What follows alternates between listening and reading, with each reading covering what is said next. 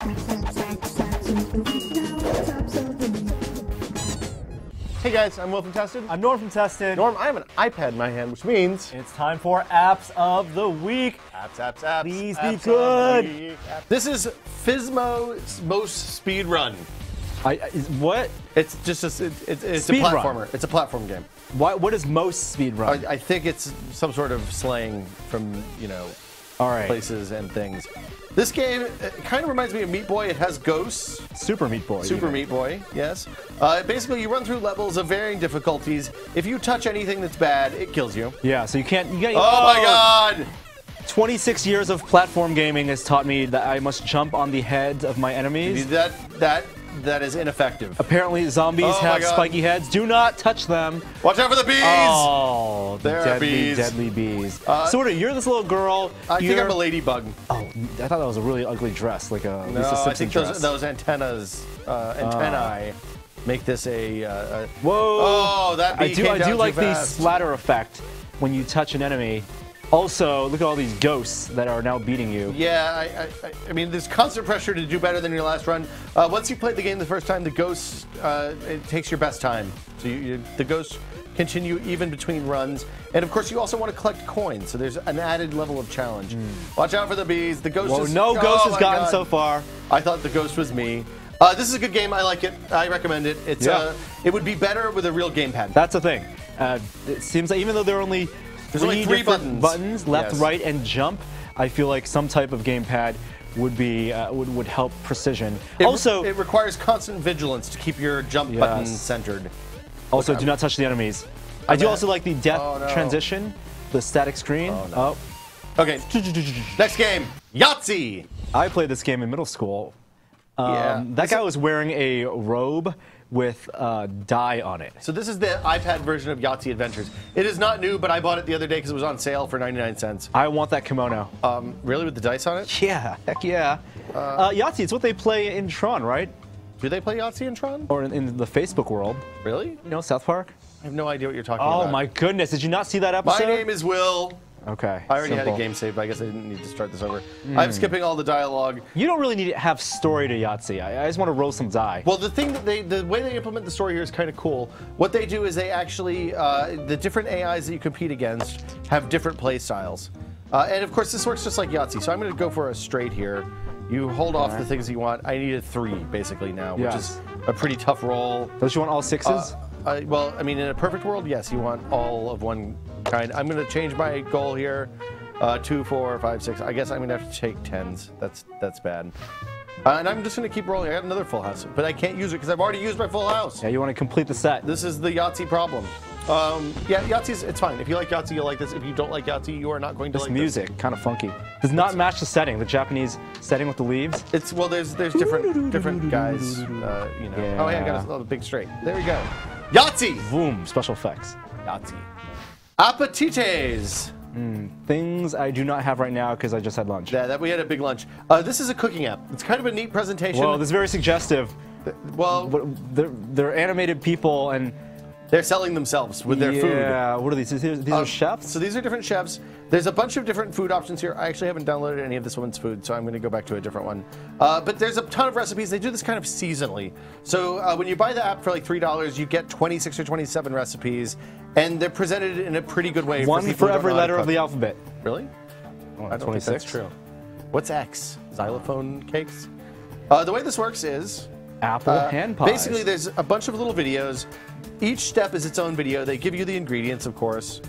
Go away, ingredients. Here's the step-by-step if you don't want to watch the videos. Okay. And you can fast forward each one. Each step shows you what to do. So if you don't know what folding butter into a cake is, or folding flour into a cake batter is, this will show you. It's really good in that regard.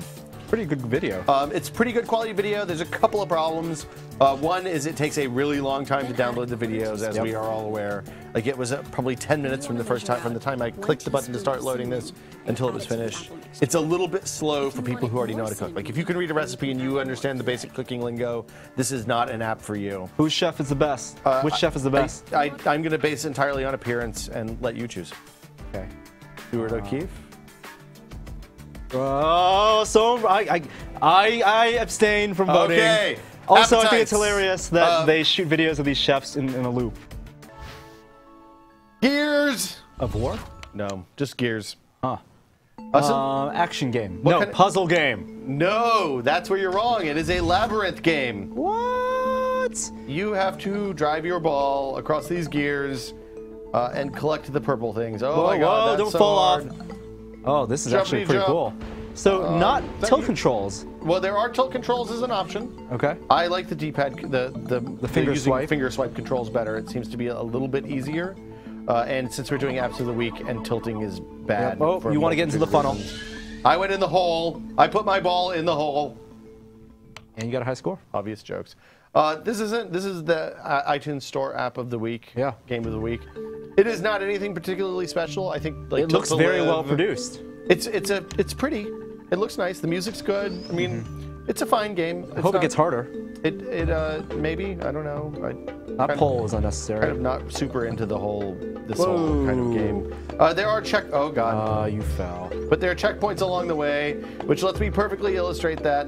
I mean, I'm sure that there's a market for this kind of game. This is not a kind of game that I'm super into. Yeah, I can actually see myself getting a little dizzy by this, just because you're looking top down, but there's a depth. Yeah, that isn't really there. there's a weird tilt, and you have to get perspective. I mean, like I said, if you played Labyrinth, which I think is my favorite maze game on the iPad.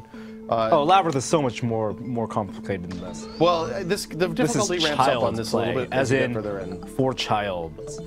How many fantasies would you say there have been final ones of? 15? Like with all the X2s and everything? I actually do not know. This is a classic Final Fantasy. This is Final Fantasy 3. Okay. Oh wait, I don't have any You don't save have any games saves. because this is a 90s era RPG. And when I died last night, my save game went away with it because I hadn't saved yet.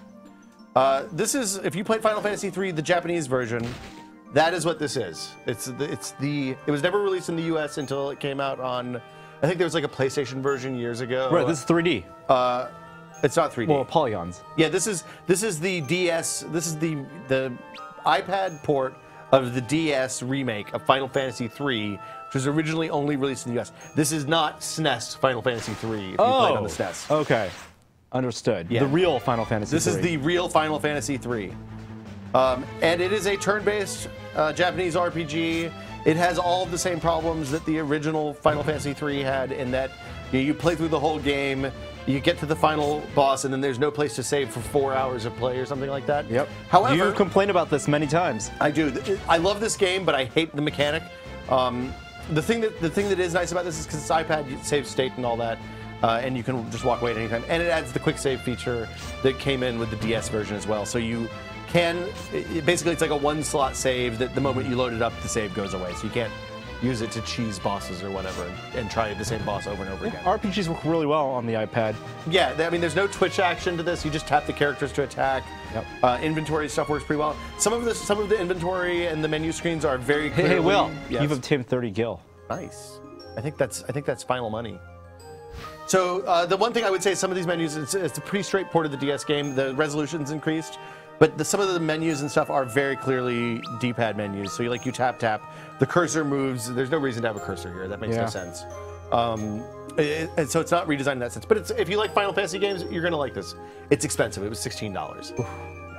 So that was the Final Fantasy of our segment, wasn't it?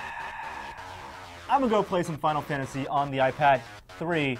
Not released in the US, not the SNES version, but the port of the DS Lite version. I've had too much coffee. See you guys later.